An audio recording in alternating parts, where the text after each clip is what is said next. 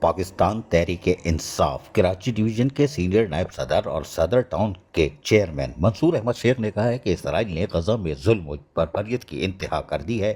نہتے اور معصوم بچوں کو قتل عام پوری دنیا کو غمزدہ کر رہا ہے، لیکن عالمی ادارے اور انسانی حقوق کی تنظیمیں مجرمانہ خاموشی اختیار کیے ہوئے ہیں. چیئرمین صدر ٹاؤن منصور شیخ نے مزید کہا کہ غزہ میں گھروں، مساجد، اسپتالوں کو نشانہ بنا کر اسرائیل کھلے عام مسلمانوں کی نسل کشی کر رہا ہے. ایسی صورتحال میں امت مسلمہ کی خاموشی ناقابل فہم اور قابل افسوس ہے. انہوں نے زور دیتے ہوئے کہا کہ ظلم پھر ظلم ہے، بڑھتا ہے تو مٹ جاتا ہے. تاریخ گواہ ہے کہ ظالم کبھی زیادہ دیر قائم نہیں رہا، نہ ظلم رہا.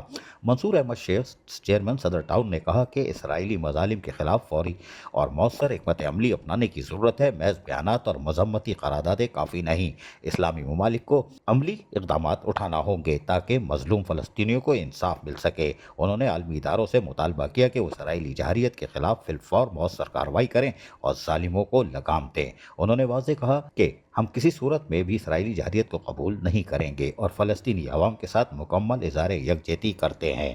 عزیز عارف، KBS بلدیاتی نیوز کراچی. ایسی ہی خوبصورت ویڈیوز فیوچر میں حاصل کرنے کے لیے ریڈ بٹن پر کلک کر کے اور بیل آئیکن کو پریس کر کے ہم سب کے سبسکرائبر بننا مت بھولیے.